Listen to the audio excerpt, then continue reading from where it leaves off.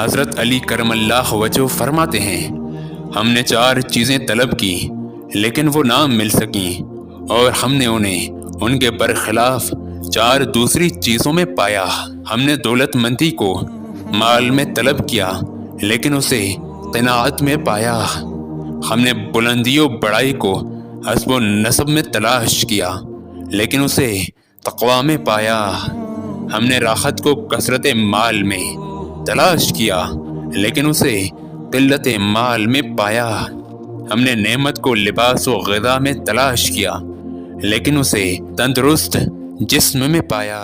لوگ خالص ہونا پسند نہیں کرتے لیکن تلاش ہمیشہ مخلص کی کرتے ہیں، اور جو کچھ ہم تنہائی میں کرتے ہیں وہی ہمارے اندر کی حقیقت ہے۔ کچھ لوگ اتنے عزیز ہوتے ہیں کہ وہ حاصل تو نہیں ہوتے مگر پھر بھی ہماری آنکھیں فقط انہی کو دیکھنے کے لیے ترستی ہیں، اور ہم صرف انہی کا راستہ تکتے رہتے ہیں۔ لوگ تکلیف دے رہے ہیں، بات بات پر تانا دے رہے ہیں، تو آپ ایک بات کو یاد رکھیں کہ وہ رب کچھ نہیں بھولتا، وہ واقف ہے ہر زخم سے۔ لوگوں کے رویوں کو اس کے سپرد کر دیں، آپ کا اجر بہت قریب ہے، بس اس رب پر یقین رکھیں۔ ہر شخص کی بات کو دل پر نہیں لینا چاہیے، کیونکہ کچھ لوگوں کے پاس بلڈ گروپ کے علاوہ کوئی بھی چیز پازیٹو نہیں ہوتی۔ ممکن ہے کہ اپنے گناہوں کی معافیاں ہم نے خود ہی مانگنی ہے۔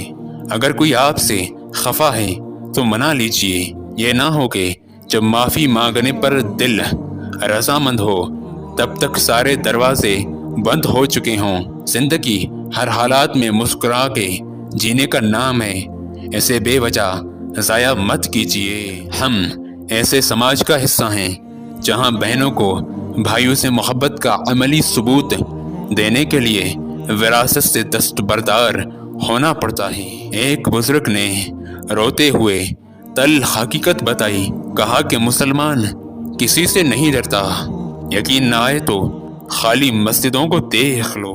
کتابوں اور مشاہدوں سے انسان سیکھتا ضرور ہے لیکن سبق وہی یاد رہتا ہے جو وقت اور لوگ سکھاتے ہیں۔ اللہ بہتر کرے گا، یہ وہ الفاظ ہیں جس سے انسان کی آدھی پریشانی دور ہو جاتی ہے، اور بے شک کردار کی خوبصورتی دل کو فتح کر لیتی ہے۔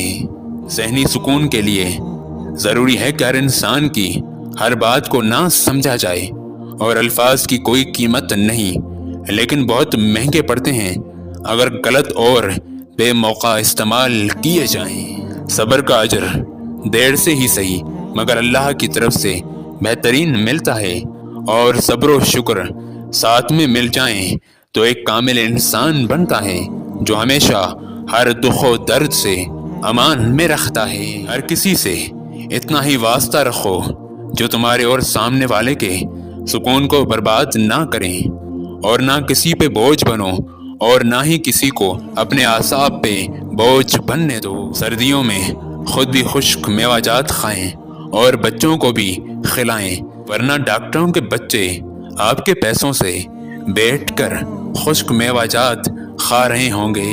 جو ہماری زندگی میں خاص ہوتے ہیں ان کے لیے الفاظ نہیں جذبات ہوتے ہیں، اور جذبات سمجھائے نہیں جاتے، ان کی جدت محسوس کی جاتی ہے۔ اگر کسی گھر میں کسی بچی کا نام فاطمہ ہے تو اس گھر سے رزق کی تنگی دور ہو جائے گی، لیکن سرکار دو عالم فرماتے ہیں کہ اب جب کہ تم نے اپنی بیٹی کا نام فاطمہ رکھ لیا ہے تو تم پر واجب ہے کہ اس کا احترام کرو، گھر میں کوئی بھی اسے آدھے نام سے نہ پکارے۔ ہر بیٹی سے محبت واجب ہے تم پر، لیکن اس نام کی نسبت حضرت فاطمہ سلام اللہ علیہا سے ملتی ہے، اس وجہ سے احترام لازم ہے تم پر۔